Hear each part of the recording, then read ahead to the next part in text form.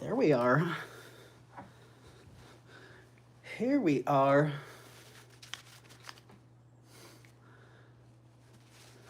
Hey, Flocasso. Welcome in, my man. Surprise. I just couldn't stay off the air. I hope everybody's having a great day so far. I know for myself, it's been going pretty good. All right, I got my notification on my secondary device.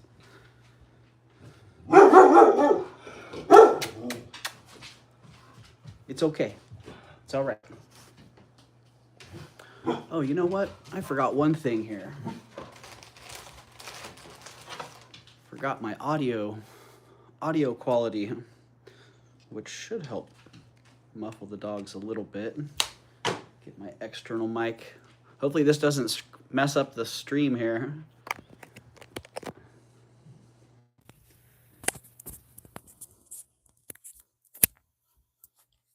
Get my mic going. That should be a little bit better.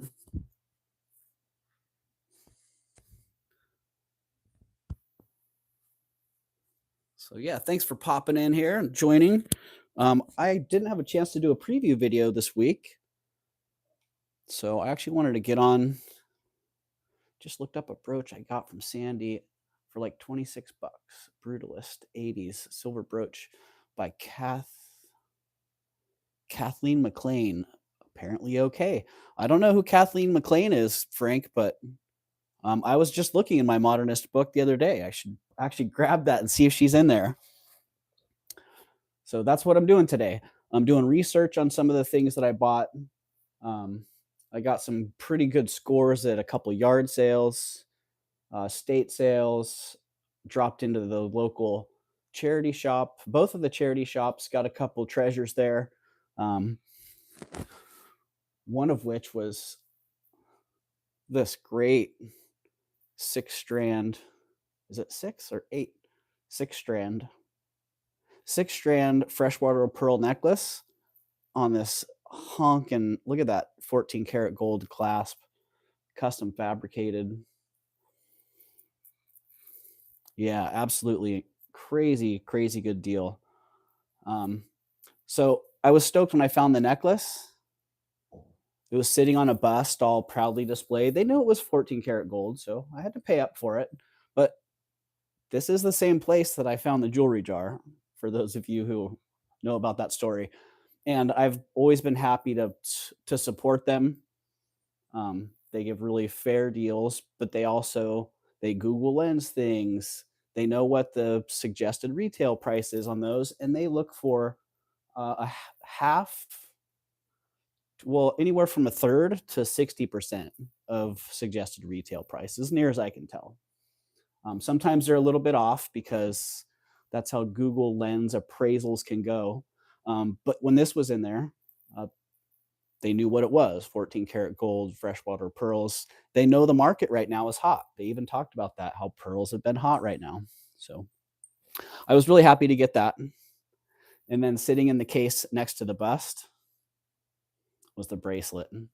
And I was thinking, for what I paid for the necklace, I probably would have paid that for the necklace and the bracelet. So I didn't mind having to pay up considering it was a set. And I am going to sell it. I'm going to try and sell it as a set, but it doesn't have to stay as a set. The necklace is a 6-strand, the bracelet's a 4-strand. Clearly, they were fabricated together, and they are a set. They don't have to stay that way. I'm going to try and weigh just the clasp. It's it's a beautiful set. It really is. The custom fabrication on this, like that clasp, the person that did this completely fabricated this clasp. And it's got a safety. It's got the little safety catch on it. Perfectly made clasp, like really, really well done. But if you look at the back, you can see this was all hand sawn and constructed. Just a beautiful, beautiful piece. So yeah, I'm gonna try and weigh just the clasps, which is really difficult with pieces like this when they're attached. You can get a rough estimate, but then you'll at least know what the gold value is in those kind of. Hi, Loki. Loki says the show's on. I'm here to join, and the light box is on as well. Some more great cultured pearls on a silver clasp, mid-century Japanese. Pretty fine pearls though, large diameter, really nice, really high luster on them. So, Suzanne, what is the length of the bracelet? I don't know, Suzanne. I haven't done any of that yet. I haven't done any of my research, but I do have all my stuff here, so it's not that hard to figure out. Oh, it's a large one. Look at that. It's coming in at like 8¼ inches. So yeah, right at 8¼ Yeah, that's a good one. So there you go, 8 to 8¼ inches. And while I'm here, I might as well write that on the bag. So yeah, I was really happy to find that. Very, very excited. Beautiful piece to be able to bring up to offer. So yeah, I'm excited for whoever gets this because I can only imagine actually wearing this is going to be fantastic. And I also have some pieces here. I don't remember whether I showed them or not because I was listening to Tanya talk about this morning, where sometimes you record videos, 2, 3 videos that don't work. And then you don't remember, did I already show this? Because I've already presented this item 2 or 3 times to the camera. And now I don't remember whether that was live or not. So I have a few pieces here that I've done full on presentations for. Twist to make it smaller. Yeah, exactly. And it was the bracelet when I got it, it was all twisted up. So, and the same thing with the necklace. It had a perfect twist all the way through it. So it not only was a little bit shorter, but it has a whole different look. As you know, when it gets twisted, it has that nice bunched, like a bunch of grapes. Everything's all packed in uniformly. So yeah, some of these pieces, if you're seeing them again, I'm sorry, but yeah, that's the nature of videos versus just live previews. Bring it up live, and you know someone saw it, and if you made a mistake, well, so be it. For me, honestly, a lot of times I don't have time to do a whole live, so I'll shoot chunks of video, then splice them together, and then make a video out of it. But today, that my schedule opened up a little bit earlier than I had planned for my live stream. So I'm like, you know what? I'm gonna go on early and do a little presentation. I have a couple pieces that I actually want to research. And I wanted to talk about that, about how taking the time to slow down, Frank, we've been down this road a couple times. Taking the time to slow down is really, it's very beneficial, and you'll end up, it feels like you're wasting time, but you're actually saving time by making it more valuable. Hopefully that makes sense. And this piece that I'm going to bring up is a really good example of that because I bought it. I could have easily flipped it for a little profit and just moved on, but something told me just take your time and look a little bit deeper, explore it. So another piece that I actually got these last week, and they didn't get into the sale last week. So I really just enjoy learning. Yeah, I enjoy learning too, Frank. That's one thing that I love about this. And one great opportunity about YouTube is I can learn and you can learn with me. We can all learn together. And I can convey some of the knowledge that I already have to you, and yeah. And you can convey some of that back to me, and it's a win-win for everybody. So yeah, this great. I love these. They're a little more purple in person than what I'm seeing on the screen. I've heard them called raven's wing pearls, which, hey, I like that. Raven's wing pearls works for me, absolutely. And this great Chinese silver clasp. The clasp feels earlier to me than the necklace because the clasp would be early early 20th century, early to mid 20th century. And the pearls, yeah, they're feeling more like 80s to me. So this could have been a marriage, or it could have just been a I don't know. That's my impression that someone had the clasp and the pearls, and they actually made this like a custom made piece. Yeah, it is. It's beautiful. Really nice. Really nice. I think that's the Chinese prosperity symbol, if I remember. Good luck, prosperity. One of those.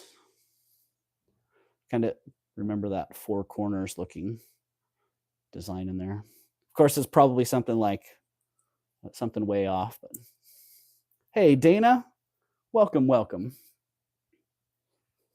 So that will be coming up in the sale, and that was actually from. Not only do we have a couple of good local thrift shops, charity shops. There's also a couple of really high quality consignment shops, and that one came from the consignment shops. It's a vintage clothing consignment shop, but they have a couple jewelry cases in there, and they have a couple of consigners that routinely have really good pieces. So you've probably seen a few of those pieces come through. They have good taste, so they routinely have really nice things. This right here, conch shell, is often overlooked. It was used in Victorian, Deco, mid-century jewelry, all the way through fairly modern times. And this right here is a really rare color. A lot of times you see the pinkish, very bright pink conch shell, or conch, depending on where you're from and how you pronounce it.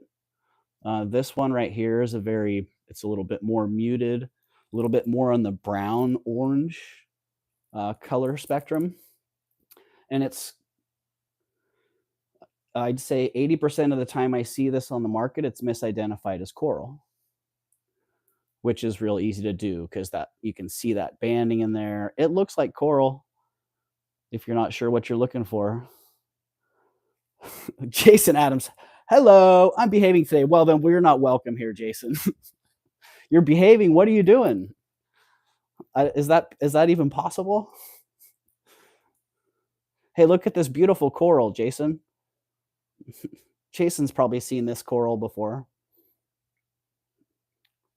But yeah, really nice filigree clasp on that, which is sterling, actually. Sure. You're funny, Jason. Cracking me up. But yeah, I got those at a yard sale. Glass beads. I'm like, woo, all right, I'll take those glass beads. And it's funny because, again, slow down. There was another picker there at that sale who buys and sells jewelry. Like, I know him. And he got there first. And when I showed up, it created a little bit of a dynamic there. Like, we're both like, okay, we're both here now. The game's changed a little bit. He already had things in his hand. I had things that I wanted to reach around and grab. That he was there. I didn't want to just push him out of the way. And so he moved a little bit. I reached in, grabbed a couple pairs of earrings, a necklace. He paid for what he had and walked off into the rest of the sale. And I was like, what's over there in the rest of that sale? And I almost missed these. They were literally hanging right in front of my face. Hey, Joshy boy, welcome in. And Bruce and Dennis, welcome as well. Yeah, so back to the whole theme of slow down a little bit. Instead of being worried about what I could be missing over there, I took a little time to talk to the lady. She's an artist. She does beeswax, custom cast beeswax. And as I was talking to her, I saw these hanging behind another, kind of beach glass necklace or something. And so I just reached around and grabbed them and went, oh, wow. I'm sure glad that I stayed here for another minute because I sure would have hated to miss those. So beautiful. And same with these. My favorite necklace of the weekend. Maybe not the best, most fabulous, but my favorite. I've always loved Victorian jewelry, Art Deco jewelry, and I'm a big fan of banded agate. So these big old carnelian balls have nice banding in them. Great color. And just such a hard, each one of them it's like a little beautiful little world in itself. Kind of hard to see from this angle. Maybe I can get, if you saw the short on these, you could see how much light they get coming through and how they just pop to life. They go from being kind of a muted orange red while they're on you, but when the sun hits them, they catch light at angles. They literally light up. They're amazing. Good luck finding a modern carnelian necklace that's not in the multiple hundreds of or thousands of dollars with that quality of carnelian. Still hand knotted on some cotton or, yeah, kind of hard to tell what that. I'm not a materials expert, so Jason can't adult. You know, and I'm not. No, it's probably good. I'm not paying attention. I see a lot of highs and hellos, and we all know Jason can't adult. But you know what? For Jason not being able to adult, he's doing a pretty good job of setting good examples for people. So he's adult enough to get her done. How's that? So yeah, these were absolutely fantastic.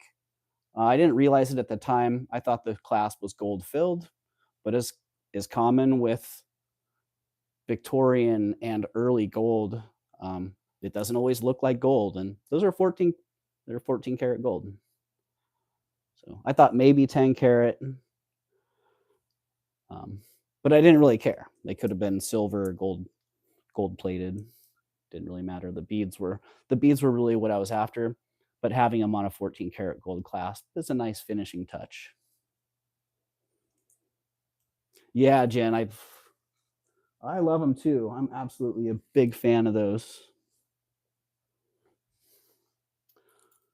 Oh, this was one of the ones that this should have been in last week as well. Another great strand of freshwater pearls with a nice chunky 14 karat gold clasp. This one's a little more substantial, a little more elegant and substantial than the other one. But these ones are great because they have that coral, jade, and lapis, plus all the little 14 karat gold balls in between. But yeah, great, really great. I love these clasps where the clasp is not just functional, it's decorative. It's part of the piece. Like it's made to. Hey, SMP, welcome in. Hey, SMP, I have a question for you. I have a ring, a deco looking retro ring that has your name on it. And it was like $7 or something. And for some reason, it was in like the reject or return box.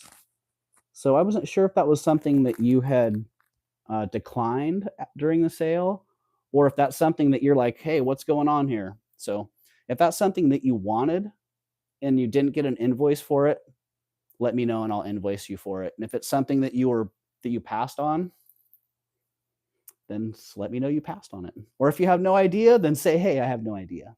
But I saw that this morning and I'm like, that's weird. I wonder what happened with that. So yeah, these were pretty fantastic. Nice and long too.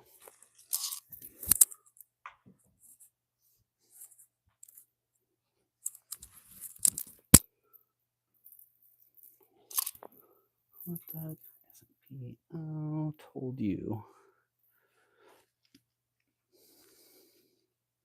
Yes, please, it's mine. Okay. All right. Well, I will send you an invoice for that then. Hopefully, I didn't already invoice you for it, but I looked back through my invoices and I didn't see anything other than the most recent. So I will throw that in your box or throw that in your next order. Flower Lady Diane Marie. Hello, everybody. Well, hello, Diane. Welcome in. When is the sale, please? The sale starts at 3 o'clock Pacific time, so in a little less than 2 hours. Check out what I'm looking at. If you were there for the jewelry jar that had the 14 karat gold cufflinks, it also had an Apple Watch in it. And it's the Apple. Here's the Apple Watch. It works. Oh, it's now. Oh, look. Now playing YouTube. So,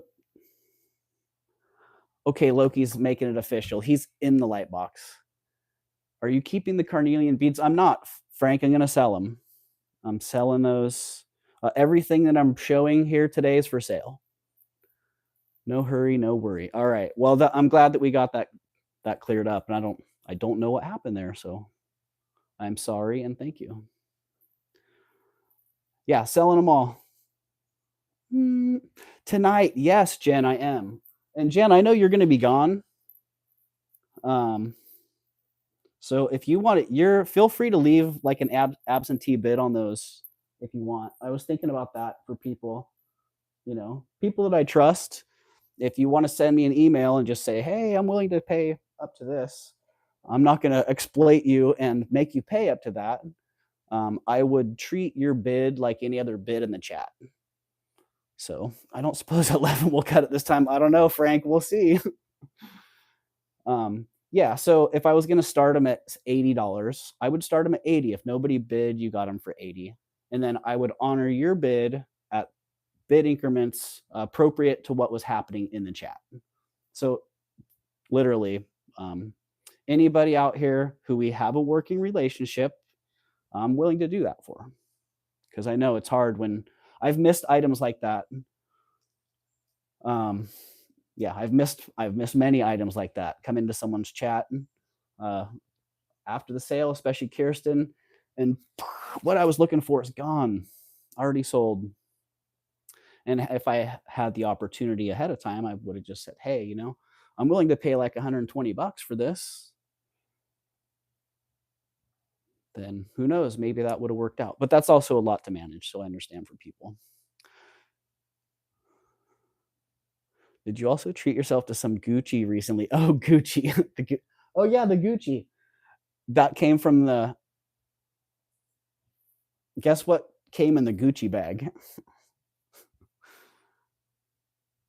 The pearls came in the Gucci bag with nice satin bags. And so maybe we'll make the Gucci bag part of the pearl sale. You get the pearls with the little satin bag that they came in.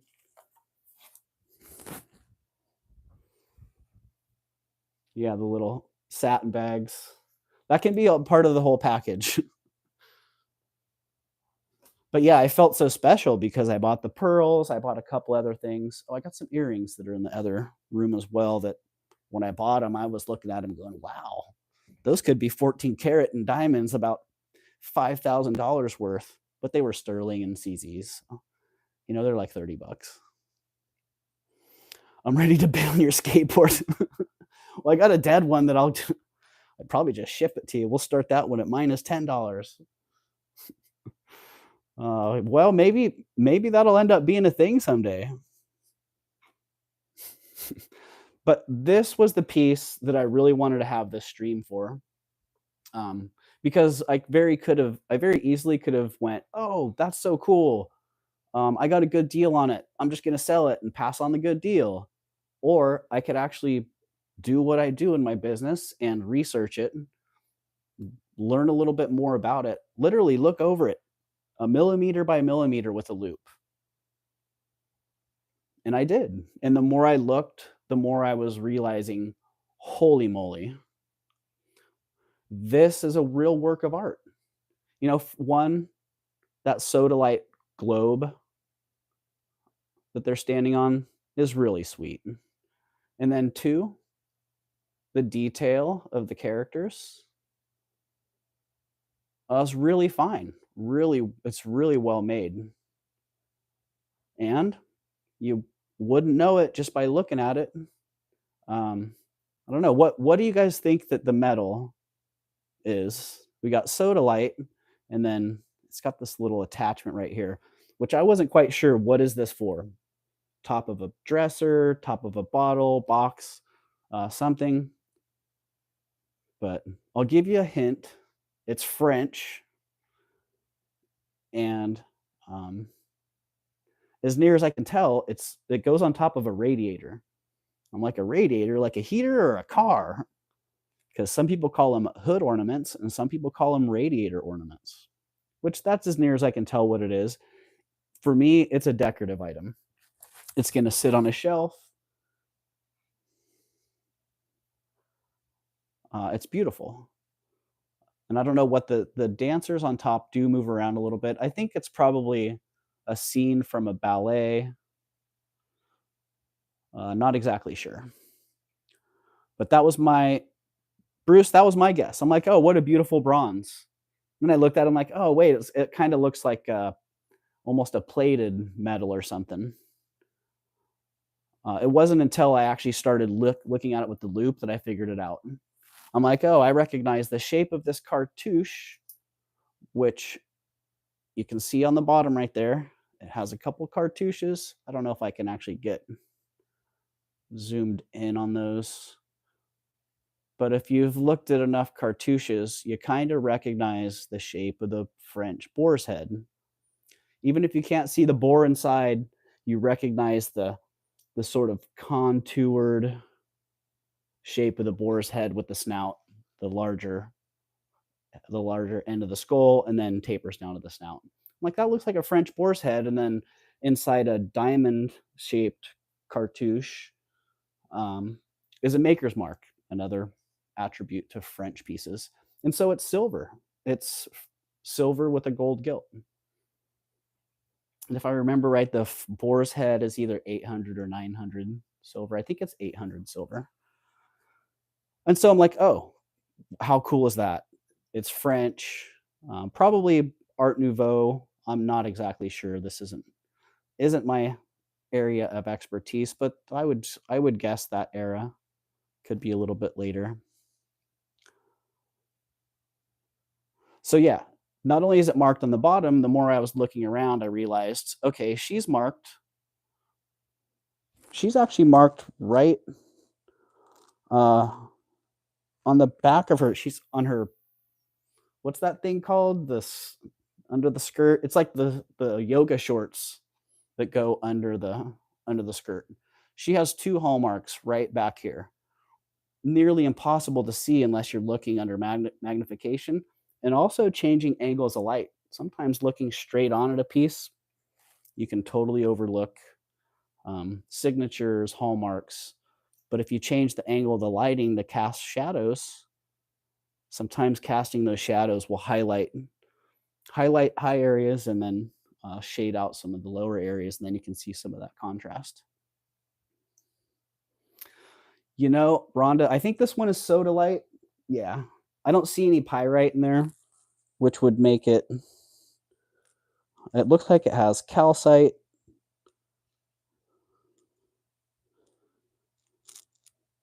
Yeah, I don't see any. I don't see any pyrite in that because that would really be the only other option in my experience would be lapis.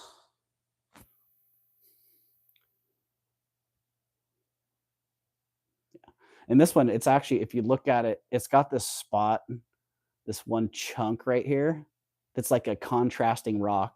It was like two rocks that were together when they made this globe. There was just a little bit of that one left. It's so contrasting, I almost thought it was a repair. I'd park it in a fancy dollhouse, right? Yeah. So I noticed additional hallmarks on her, which were a lot more obvious. That's clearly a boar's head. And then the maker's mark, ah, It's hard to see. It looks like either a JC or a JD. Kind of hard to tell.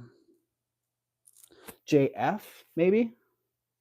Gotta go. Be back later. Hope to catch your sale. All right, Bruce. Well, thank you. I hope to catch you at the sale as well. So let's take a little look up. This is going to get awkward for a second as I try to figure out the angles. So there you go. You can see that little maker's mark there and the boar's head. Not seeing the detail, but you get the idea kind of where they are and how hidden they can be.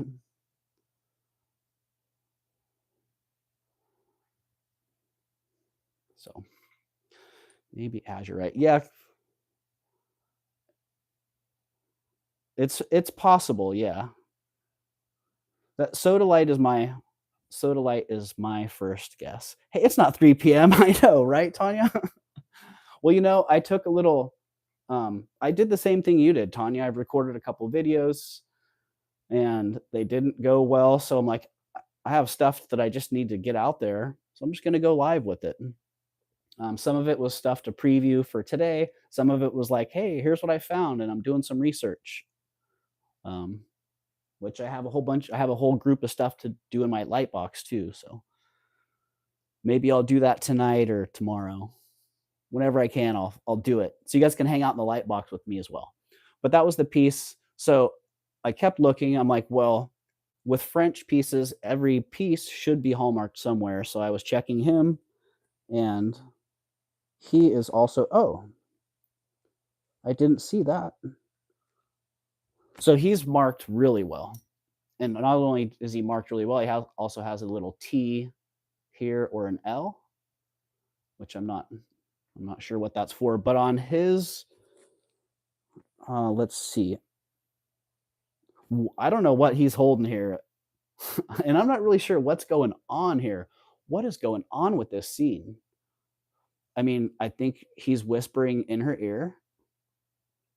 And we got a little secret being told or something. And she's almost in like a curtsy bow hybrid position. And then what the heck is he holding? What's going on here? Is it a boomerang? I don't know. It kind of looks like some kind of weapon. So I don't know. Is there some story here? I got a light box for some videos. My son put a bunch of toys